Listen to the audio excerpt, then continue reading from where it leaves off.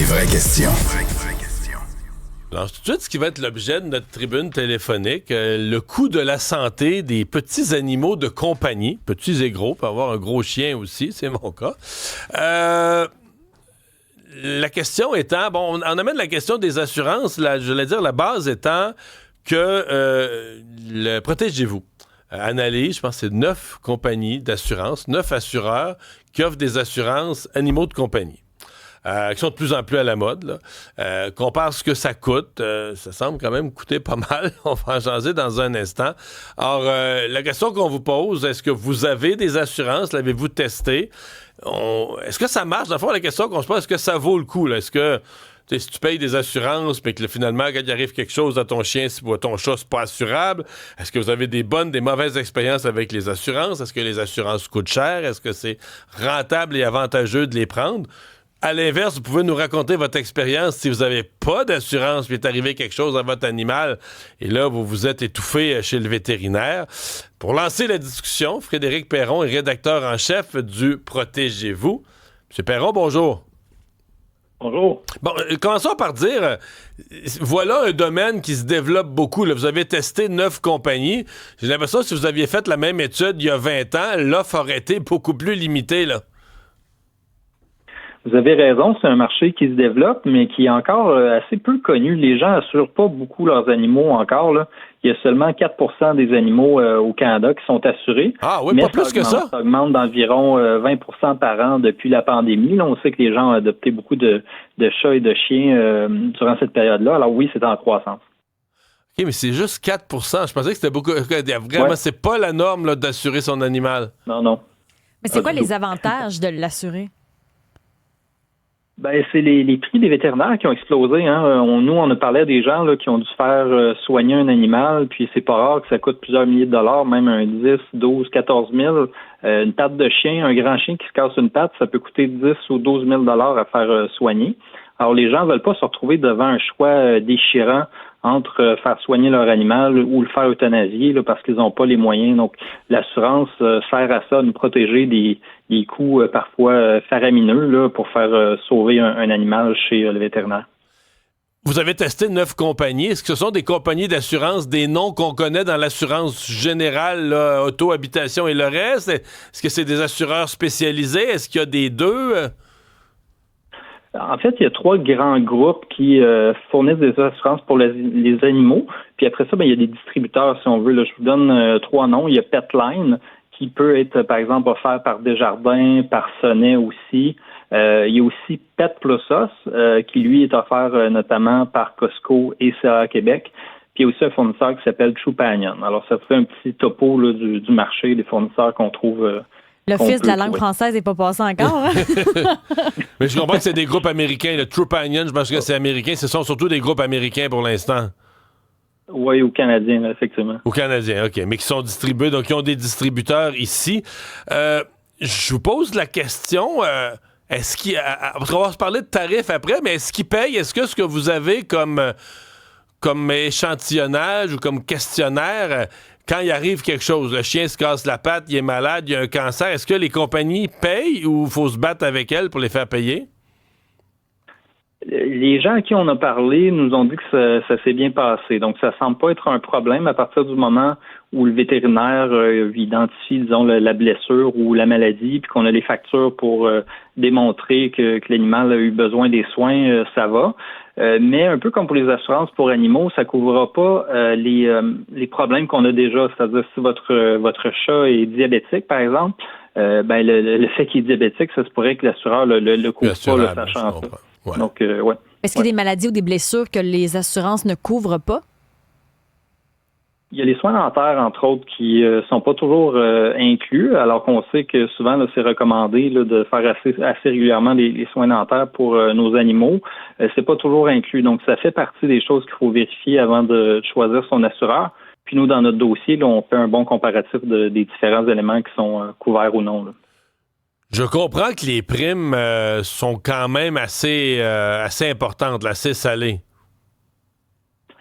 Oui, on a vu des prix. Là, c'est les écarts de prix aussi qui sont assez spectaculaires. Là, je vous donne l'exemple pour un chien fictif là, pour lequel on magasinait des assurances. Ça pouvait aller de 35 $ à 540 $. Donc, c'est assez énorme par mois pour Par mois?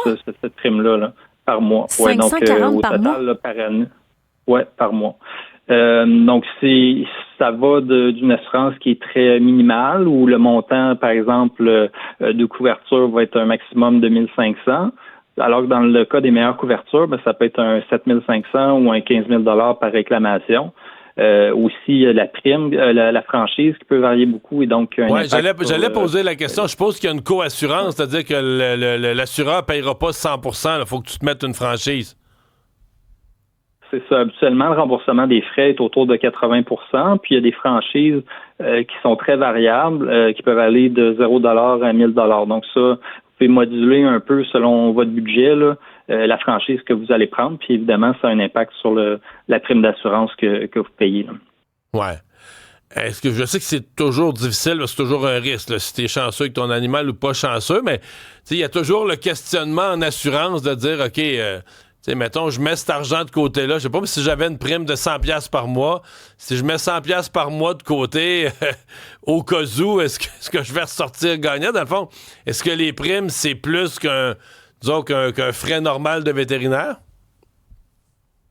Le problème, c'est que si vous êtes malchanceux dans les premières années de la vie de votre animal, il se blesse ou il y a une maladie importante, vous n'aurez pas eu le temps d'accumuler vous-même le montant pour couvrir ça. Alors, ouais.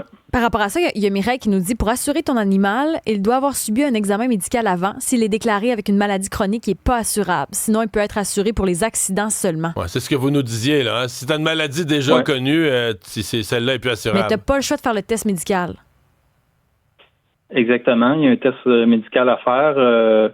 Et puis, oui, par exemple, si vous avez un bulldog anglais ou un animal qui a des problèmes, connu pour avoir des problèmes respiratoires, des allergies, c'est très possible que ça va être exclu. Là, donc, c'est à tenir en compte aussi dans l'assurance que vous allez choisir de prendre ou pas. Mais vous nous dites, malgré tout, c'est la croissance annuelle de ces assurances-là, elle est au rendez-vous, là.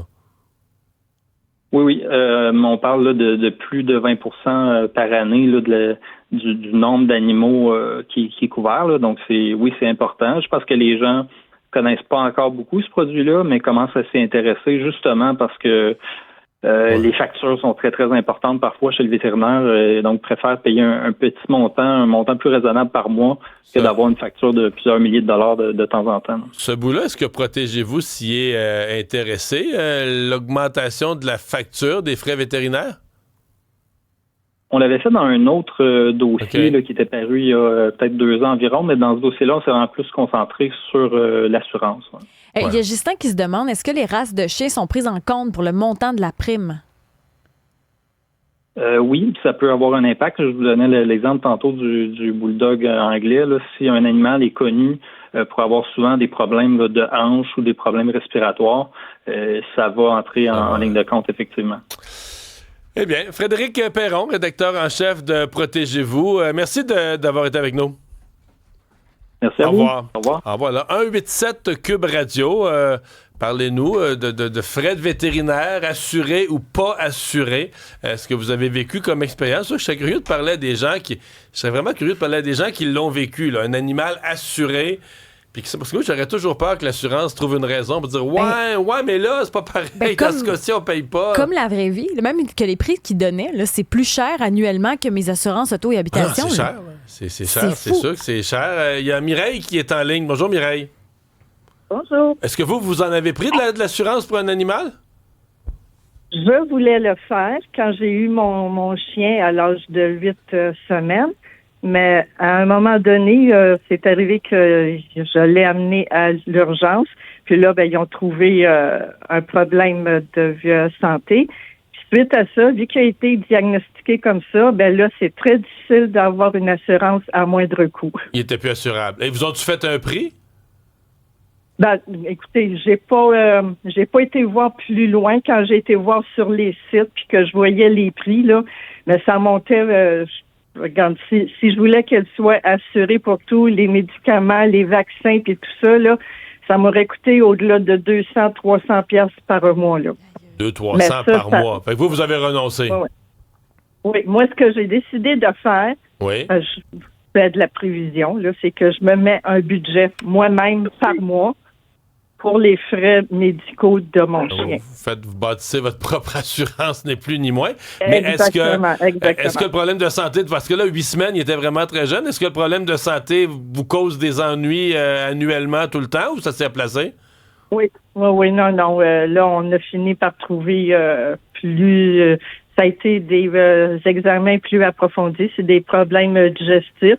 Donc, c'est qu'elle était souvent en diarrhée. Ensuite, elle vomissait la bile. Mais là, quand il y a du sang dans les selles puis du sang dans la bile, ben là, c'est qu'on y va plus. Là, on y va plus en examen puis tout ça. Mais là, c'est chronique, elle. Donc, elle va être sous médication. Puis, c'est ça. Pour essayer de stabiliser ça. Mais c'est à vie.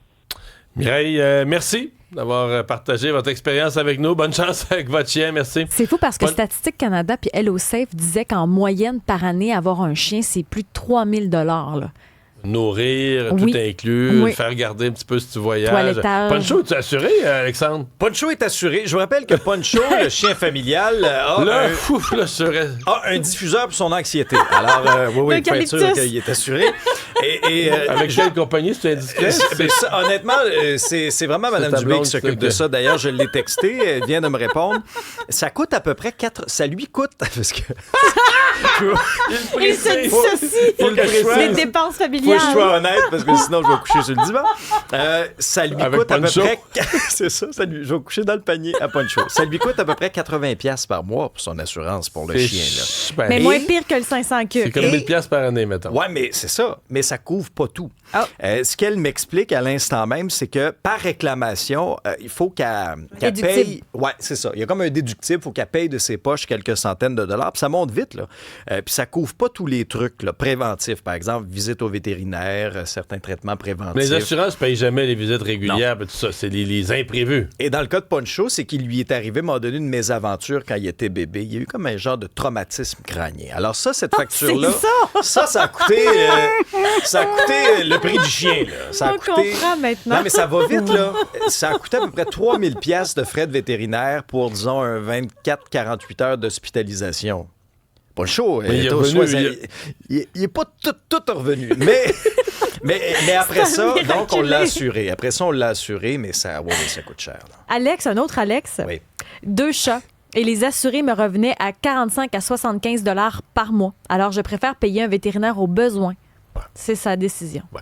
Ben non, mais c'est ça. Tu peux mettre l'argent de côté. Mais comme disait le monsieur de Protégez-vous, le problème, c'est que une assurance, l'avantage que tu as, c'est que si tu as une grosse bad luck dès les premiers mois, l'assurance va payer, alors que ton accumulation d'argent sera pas avancée. Yvan est en ligne. Bonjour, Yvan. Salut. Est-ce que vous avez assuré un animal? J'ai voulu l'assurer suite. Moi, j'ai une femelle labrador qui était de l'élevage pour Labrador Mira. Puis, à l'âge de 3-4 ans, elle a eu un problème avec sa patte arrière. Elle s'est comme disloqué le ligament, donc il fallait que j'appelle s'opérer. Donc, il fallait une tige de titane. Puis, ça coûtait à peu près 7-8 000. Fait que le vétérinaire dit, écoute, il y a des assurances qui existent parce que ça peut arriver sur des chiens comme ça. Fait que j'ai commencé à m'informer sans le nommer avec celle de Tosco. Ça n'a aucun sens. Il faut que tu aies probablement un chien qui est une santé olympique. Bilan annuel du vétérinaire à chaque année, c'est sûr que ton chien sera assuré. Puis suite à ma demande, c'était comme pas assurable. Puis c'était un maximum de 5 000 par année. C'était à peu près 250 par mois. J'ai dit, oubliez ça. Donc, ça aurait été 3 000 $ par année pour une réclamation maximale de 6 000. 5 000. 5 000. 5 000. Je faisais le calcul, ça vaut pas la peine. Ça vaut pas la peine. Ouais, t'es mieux de garder ton 3 000 à ce compte-là dans tes poches. Ouais, je comprends très bien le raisonnement. Yvan, elle va bien votre labrador? Elle est rendue quoi? Elle est rendue à 12 ans. Elle est encore vivante. Elle a eu des petits problèmes de santé également. Ouais. Et êtes-vous dans un car wash? Mais à 12 ans... Je suis rendu à 30 000. Eh boy, ouais. Mais à 12 ans, c'est quand même pas pire. Hey, merci beaucoup, Yvan. Son auto est propre. Ouais. Nathalie qui est en ligne. Je pense que Nathalie, elle a contracté une assurance. Bonjour, Nathalie. Bonjour, ça va bien? Ça va très bien, parce qu'on a parlé à 2 personnes qui ont voulu assurer un animal, qui n'ont pas réussi, ou qui n'ont pas voulu, ça coûtait trop cher. Vous l'avez fait. Oui, moi, dans le fond, j'ai eu un premier animal qui m'a coûté vraiment très cher au vétérinaire. Puis quand celui-ci est décédé, quand j'ai eu mon autre bébé chien, je l'ai assuré tout de suite au départ. Là. Fait que avant les vaccins, avant tout, j'ai pris l'assurance. Mais c'est ce qu'il faut faire. Je pense que Nathalie, là, vous avez raison. C'est ce qu'il faut faire. Là, avant d'avoir eu tout problème de santé, je pense qu'il faut l'assurer jeune. Ça me semble être la leçon dans l'histoire, là. Hein? C'est ça. Puis moi, à 6 mois, dans le fond, il s'est électrocuté en mordant un fil de 220. Alors, il est mort pendant quelques secondes. Ça a coûté 6800 $. Ils ont payé l'unité, moi. C'était piano qui demande 500. Les lignes de chevaux. Les lignes, c'est quoi? Oui, donc Nathalie, et là, l'assurance a payé? 80% de la facture. OK, mais c'est ce qui était prévu dans le contrat, là. Oui, c'était prévu. Puis quelques mois après, il s'était empoisonné avec du xylitol en mangeant une gomme. Il est rentré à l'hôpital, 4800. Ils ont encore payé 80% de la facture. J'ai jamais eu de problème à me faire rembourser. OK, donc vous avez une expérience satisfaisante, là. Oui, parce que mon assurance, dans le fond, à 700 $ par année est déjà toute payée, là. 500 $ par année, donc une quarantaine de piastres par mois. C'est indiscret de demander à quelle compagnie vous avez réussi tout ça ou quel assureur? Celle de Costco. Costco, OK. Hey, merci beaucoup, Nathalie. Merci, bonne journée. Bye. Il y a Manon qui est en ligne. Il y a beaucoup de gens qui ont des animaux. Oui, bonjour, Manon. Oui, bonjour. Alors, vous, c'est des animaux assurés ou jamais réussi? Moi, ça fait 15 ans que j'ai des chiens et ils sont assurés avec la compagnie True Companion, mais il faut magasiner ça. Et puis, il y a toujours un déductible. Puis, le déductible est haut, moi qui paye. Puis, ils m'ont payé, ça a été correct. Mes chiens ont eu des problèmes. Comme la bichon maltais, les 2 pattes, je sais pas comment ils appellent ça, là. Il a fallu l'opérer. C'était à 8 000 $. Ils ont payé ma facture 90 % avec 500 $ de déductible. Ça va très bien. Là, j'ai un autre chien qui est assuré. Lui aussi, ça vous coûte une fortune par mois. Combien? 60 $ par mois. C'est un autre chien, un deuxième chien. Il a eu la même chose que l'autre chien, là, je ne sais pas trop comment il appelle ça, les pattes d'en arrière, une patte, là, ça a coûté 5 000 $. Les assurances ont payé 90 %, 500 $ déductibles. Mais il faut magasiner, c'est le secret. OK. Mais donc, vous, avec True Companion, vous avez expérience satisfaite, là? Oui, ils ont payé exactement... ce qui était prévu. Si vous voulez avoir 200 $ déductibles, ça va vous coûter plus cher par mois. Je comprends. Non, c'est ça. Plus tu baisses le déductible, effectivement, plus tu augmentes ta prime. C'est une question de gestion du risque pour eux. Hey, merci beaucoup de nous avoir appelés, Manon. Merci. Au revoir. Anne, Golden Retriever, 9 ans, déchirure du ligament croisé l'été passé, chirurgie complète, 10 000 $ sans assurance. Excellent service. De ne pas la faire opérer pour nous n'était pas une option. Elle fait partie de la famille. Bon. Ils ont payé 10 000, pas assuré. Oui. Là, tu sais, 10 000... ça dépend. T'sais, si tu avais payé, mettons, 1000 $ d'assurance par année, 10 ans, tu pourrais dire ça. Si c'est la seule affaire dans sa vie, tu serais comme un revenu au même. Tu aurais payé 10 000 en assurance. C'est vrai. Là, tu l'as payé une fois. Mais est-ce que les assurances comme Poncho, par exemple, c'est la tranquillité d'esprit? Ah, avec Poncho, il n'y a rien qui est de la tranquillité d'esprit. C'est moi qui est à veille d'avoir un diffuseur d'anxiété. Ouais, toi, tu étais assuré psychologiquement pour... Je pense que Poncho est plus assuré que moi. Okay. Bon. Votre chien ne vous appartient pas. Si vous ne pouvez pas payer les soins et demander de l'euthanasie, le vétérinaire va refuser, prendre possession du chien, le soigner, le revendre. C'est vrai, ça? Je sais pas. Quelqu'un qui nous écrit ça? Oui. J'ai jamais entendu ça. Moi non plus. Jamais entendu ça. Ben, est-ce qu'il pourrait, plutôt que de l'euthanasier, dire moi je l'adopte? Puis moi je dirais oui à ça. Là, si le vétérinaire m'offrait, je l'euthanasie pas, je vais je suppose que ça se fait. Il y a Pierre qui est en ligne. Bonjour Pierre. Oui, bonjour. Bon, on est 2 à 2, là. 2 mauvaises expériences, 2 bonnes expériences. Vous faites pencher la balance de quel bord? De la bonne expérience. Moi, j'ai 2 bulldogs anglais. J'ai 2 bulldogs anglais. C'est pas gratuit, évidemment, les assurés. C'est 113 chaque. Je viens d'avoir une nouvelle prime annuelle, là. Mais, 113 x 2, ça veut dire 226 par mois? Exactement. Mais c'est vite 2 fois le ton d'hydro. Vous avez des... Oh, excusez. Ouais, c'est bon. Je paye plus cher d'hydro, remarquez bien. C'est pas grave. Mais il y a des gens depuis tantôt, vous-même venez de le mentionner, 1000 par mois, ça fait tant par année, je veux dire, ainsi de suite. C'est comme quelqu'un qui arrête de fumer, M. Dumont, il dit toujours, je vais mettre mon argent de cigarette sur le côté, il le fait jamais. Alors l'assurance, là, c'est la même chose. De dire, je vais mettre 200 $ par mois, au cas qu'il arrive de quoi, on ne le mettra pas de côté. C'est sûr et certain. Alors, opéré, entre cas, puis on a une queue qu'il a fallu couper un de mes chiens, infection 2-3 000. Une patte cassée, c'est 5-6 000. Puis en passant, les races, effectivement, il n'y en a pas un qui est pareil. Un chihuahua, ça va coûter 23 piastres par mois, puis il y a des chiens, c'est 150 par mois. Puis c'est comme les voitures, j'ai jamais compris le principe, par contre. C'est des actuaires qui évaluent le risque, là, les accidents, les coûts de réparation. Je suppose pareil pour un animal. Là, ils évaluent tel type d'animaux ont souvent des problèmes respiratoires. Fait qu'ils évaluent... L'actuariat, c'est une mesure mathématique du risque. À Tétroville, là, je sais pas, là, ou à Sherbrooke, là, je vois pas le rapport. Là, mais ça m'a toujours fait rire. Je me suis jamais assigné avec eux autres pour ça. Mais ça m'a toujours fait rire. Je me suis dit, non, c'est pas un auto, c'est un animal. Là, mais en tout cas. Mais vous êtes satisfait? Non, moi, j'ai une bonne expérience avec ça. Là. Bon, voilà, ça finit sur une bonne expérience. Merci beaucoup de nous avoir appelés, Pierre. Merci à tous les autres propriétaires d'animaux. Je pense que quand même, c'est intéressant. Moi, j'étais vraiment curieux d'entendre les expériences concrètes. Puis tout le monde dit, par exemple, ils payent. Oui. C'est comme ça peut coûter cher par mois, oui. Mais quand il arrive quelque chose, les compagnies payent.